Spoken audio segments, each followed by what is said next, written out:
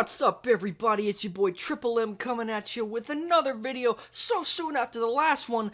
And today we're going to be talking about the top 10 movies ever made. That's right, I'm going to be getting down and dirty in my favorite list that I have, my top 10 movies ever made. I'm going to be stating the definitive best movies ever because everybody knows that my opinion is the best. I have the right opinions. So, without further ado, let's go ahead and get right into it. Go ahead and go number 10. Let's talk about top 10. We're going to do the top 10 movies ever made. Let's go. Number 10. All right, first up, we got number 10. Number 10 is one of my favorite movies of all time. That's right, I'm talking about Morbius. Number 10 is Morbius. Morbius is a really good movie. It came out a couple years ago. Morbius is really great. It's got Jared Leto in it. Jared Leto, famously amazing actor. And he's like a guy. He's a vampire guy, and he eats blood. And it's got like Wesley Snipes' is Blade in it. And he's a Marvel legend. It says right there on the poster, he's a Marvel legend. So yeah, number 10, greatest movie of all time. That's gotta be Morbius. Gotta give it to Morbius. Let's move on. Number 9. All right, next up we gotta go number 9. Number 9 is a movie called The Clock, 2010, directed by Christian Marclay. This movie is 24 hours long. That's right, you heard me right. It is 1,440 minutes long. It's called The Clock. It's all about time. It's called The Clock. It's a 24-hour movie. It's got a bunch of different film clips in it, and they're all synced up to the time that appears on the clocks in the film clips. Now, personally, I have not seen The Clock. They only show it in, museums, and museums are for stupid people. But, I mean, the rule is, like, the longest movie wins, right? And, like, that's gotta be the longest movie. That's a full day. So, number 9, gotta give it to The Clock. Let's move on to number 8. Okay, so, number 7. Sorry, I got food in my mouth. Alright. Number 7, greatest movie of all time. I'm giving it to Fortnite Battle Royale. Now, you might be thinking, now, that's not a traditional movie, but that's where you're wrong. The rule is, if it's got scenes in it, it's a movie. And the reason I got Fortnite Battle Pass at number 7, tell me another movie where you can think of with Spider-Man, the Joker, Kratos, Master Chef, Drake, and yeah, you can't even, you got all those people in it. That's gotta be a good movie. So number 7, gotta give it to Fortnite Battle Guy. It's got Thanos in it. It's got Superman, Rick from Rick Sanchez. It's got like this guy is like a cat. It's got like this. It's got Troy Baker in it. You can play with your friends, and you can watch the scenes with your friends. Okay, now we're at number 6, and number 6 is gonna be The Dark Crystal. This movie is bonkers. This movie is insane, bro. It's got like a character called Fizzgig, a character Podling. It's got this thing from Star Wars. This is a good movie right here. And if you disagree, then I don't care. And if you agree, I also don't care. Okay, now we're at number 5, and number 5, gotta give it to greatest movie of all time. Gotta be Batman vs. Superman: Dawn of Justice. This movie kicks ass. You got, let's count them down. How many superheroes you got in this? You got Batman, and he kills people, and he looks good doing it. And you got Superman, and he kills people, and he looks good doing it. You got Wonder Woman. She doesn't kill anyone in this movie, but I've heard she does in other movies. This movie has like 3 superheroes in it. That's like, you can't tell me. Find me a movie with more than 3 superheroes. You can't. This movie has the most, and that's why it's good. I like what it says about society. I like that.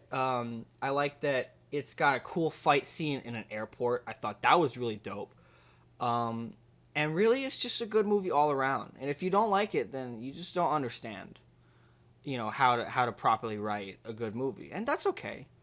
But also, I think if you don't like it, you should probably die. Let's move on to the next one. Okay, now we're at we're at 4 now, and number 4 greatest movie of all time gotta be the my cat just made a noise. Number 4 greatest movie of all time gotta be the Seinfeld Lego set. In select retailers now, this Lego set has everything except a fourth wall. It's got so many references to the show. You look at the fridge, it's got the Superman sticker. It's got a picture of Larry David, and everybody knows Larry David, he's the man. It's got the timeless art of seduction on the wall. It's got George is in it. That's big. It's got God damn it. I can't do this, man. It's got Kramer's coffee table book. Kramer also comes with a pretzel because those pretzels were making him thirsty. It's got the marble rye with the fishing line. It's got Elaine's bagged fish. Uncle Leo on the wall. The Fusilli Jerry. Don't know if I mentioned that yet. Newman is out in the hallway. That's big. The Commando 8. The Commando 8. What is it? It's a air conditioner. Is in the window. It's got the green couch. And what's really cool about this set is it's got this little stage that comes with it. It's got this little stage that comes with it. You can put Jerry up there with this little microphone piece. You can imagine him doing stand-up. Don't put Kramer up there, though. Don't put Kramer up there. He don't put him up there. All right, now we're at number 3, and number 3 is Mambo number 5. A little bit of number 2, number 2 greatest movie of all time. You gotta it's gotta be Star Wars: The Rise of Skywalker. And I know you're getting your pitchforks ready and your lightsabers, but listen. Find me one other movie with this guy in it. This guy, he's all right. If anybody knows how I can get in touch with this guy, just put it in the comments below. He's pretty cool. Let's move on. Now we're gonna do an honorable mention before I get to the number 1 greatest film ever made, and my honorable mention would have to be, of course, Shrek 2. Now, at first glance, Shrek 2 may just seem like a typical animated children's comedy, but when you really break it down, this film is like as close to a masterpiece as you can get. It's got loads of subtext that really help drive the film's core and main themes along. It's all about finding yourself and being okay with who you are and loving yourself for it. It's got a very powerful core message, and it's something that a lot of young kids need to hear at that age. And when you couple this with its really irreverent humor and like a shit ton of great jokes for a more mature audience, as well as a very dynamic, engaging plot, you're left with just like a really, really great experience. So, yeah. Anyway, let's move on to the number 1 greatest film of all time. Alright, here we are finally, the number 1 movie of all time. You've been sitting here, you've been waiting for the end of the video. I appreciate it, so I'm finally going to tell you. Here we go. Number 1 movie of all time is this idea I had. I had this idea for a Joker sequel.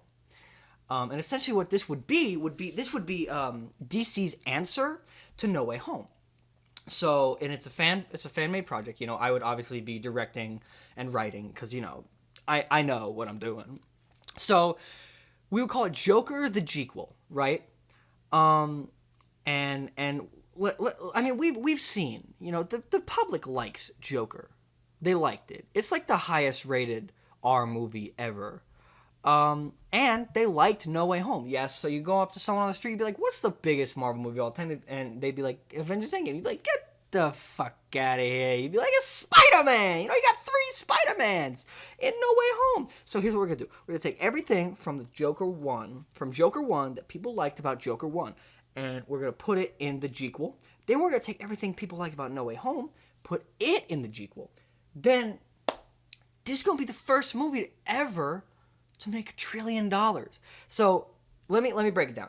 The opening shot of Joker the Jequel is the head of green hair, and it's slowly panning back. We're slowly panning back here, and you see Joker there's a Joker. It's sitting in a chair staring at a wall, and you think, oh man, it's Arthur Fleck. Wow, he must have put on a few pounds because he looks a little bit, short and a little stocky. Then he gets out of the chair and he turns around. It's Robert De Niro, and that's the first moment for the audience. They're like, oh my God, it's Robert De Niro. And what we're gonna do is the second he faces the camera, we're gonna flash a subtitle at the bottom that says Earth 68690.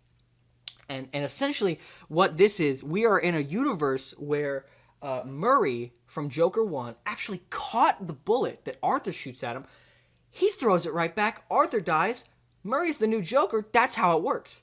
So, he's walking around his dressing room. He's getting ready for his next big Joker show. Then here comes the plot. We got a red sling ring. Like a portal opening up. It's gonna look like a sling ring from No Way Home, but instead of orange, it's gonna be red. I figure we can just take that whole thing from Marvel. Save some pennies because we're getting Robert De Niro in this movie, and some other people are coming. You're gonna be surprised. So Robert De Niro turns around, he looks, and a black boot, like we do a ground shot, a black boot steps out of the portal. That's all we see. And Robert De Niro turns around, he says, "Who the hell are you?" And I want that line to be like the catchphrase, or one of the catchphrases for this movie. I think it would actually be a really good tagline.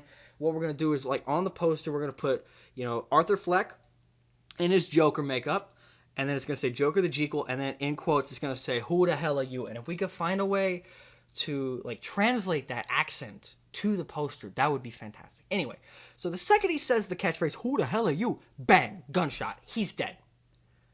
And then that's it. That's all of Robert De Niro. We can get him 30 minutes in and out, one shoot, right? He spent more time in makeup than he would on set. Anyway, next up, we flash to Earth 18. This is a world in which all of the comedians in the world, were on the plane for 9/11. They were all going to an island. I won't say which island. I think you know. They were all going to an island, but then 9/11 happened. So all the comedians died. All the funny people. All of them. So the scope of American comedy and the world comedy has changed forever. Nobody laughs anymore. Now, can you see where I'm going with this? So we got one guy who decides he's got to step up. He's got to make people laugh again. And he's going to call himself the Jonker. Now, Jonker, I think we could get Sebastian Stan or Zac Efron. So he's going to be walking around, Jonker's going to be walking around Times Square. He's like, guys, you got to laugh. He's like, society. He's like throwing like water balloons at people. They're clearly not like pleased. But like the second it feels like he's about to make someone crack a smile, boom, red portal. Black Boot steps out. He turns around. He goes, "Who the hell are you?" Because it's like the thing. Gunshot. Bam. Sebastian Stan, Zac Efron, they're dead. Whoever, decides to take that role. It's going to be a big, hot button role. We'll put that in the trailers. They're dead. Then, finally, we flash to the main Earth from Joker 1. And here's what's been going on, right? Joker is now famous. Like, he is famous. Everybody loves Joker. You know how everybody hates Chris? Nah. Everybody loves Joker. So, everybody loves Joker. And he's famous. He's living in Hollywood Hills. He's got a big old mansion. Outside his mansion, there's a sign that says, "Joker lives here." And one day, Joker's just hanging out by his pool. And this next part is a big deal for me, right? Like, if we don't have this in the movie, I walk. I want to get, and like I said, this is Joaquin Phoenix from Joker 1. I would like to have Joker chilling out by his pool naked. He's in a Joker makeup, he's got the green hair, nothing else. Shrimp dick hanging in the wind. Hanging out with these models. And I think we can get full frontal nudity. I know Hollywood's not ready for it, but I mean, it's time. And Joaquin will do it. He's done weirder stuff. He'll do this. Anyway, he's hanging out, he's naked, he's hanging out with these models. Models are like, "How'd you do that, Joker? How'd you do that society thing?" He turns over and he goes, "Listen, baby, when you got a dream, you just do it. And then she goes, "Oh my God, you're so smart." And he goes, "Yeah, you want some more cocaine?" So they're doing cocaine. He's being all society. His guards are hanging out. Then we see a black boot approach the pool. And we're like, "Oh no!" Because, we know what that means. And it pans up. It's not actually the Joker killer. It's Larry David. Larry David is here.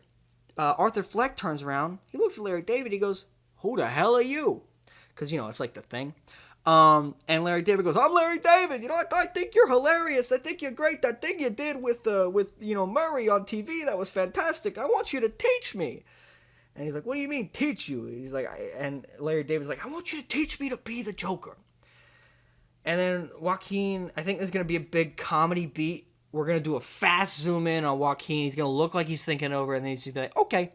So Joaquin, still naked, mind you, he walks into his kitchen. Larry David follows. He starts coaching him on how to be the Joker. And I think this scene should go on for about 18 minutes and 43 seconds. And I think we should really break down the psychosis of this character. So he's looking at Larry. He goes, "Well, the first thing you got to do is you got to not give a fuck. You got to just not give any fucking fucks." Larry's just taking notes. He's writing all this down. He's like, "Okay, but what about, the green hair?" And he goes, "You're getting way ahead of yourself." And then he's like, "What do you mean I'm getting way ahead of myself?" And then Arthur goes, "Green hair don't even come in until like week 3 of being Joker." And Larry here, this is a big moment too. Larry takes a page of the notebook, he tears it out, he throws it away. This is very symbolic for Larry's character arc, I think. And then, while they're learning, and while Larry is learning how to put on makeup, red portal opens up. You know what that means. Black Boot steps through, but this time we pan up and we see who's been killing, all these Jokers, who's been going multiverse to multiverse killing Jokers. Guess who it is? It's Tom Holland. And bear with me. I think he can do it. Did you see Cherry?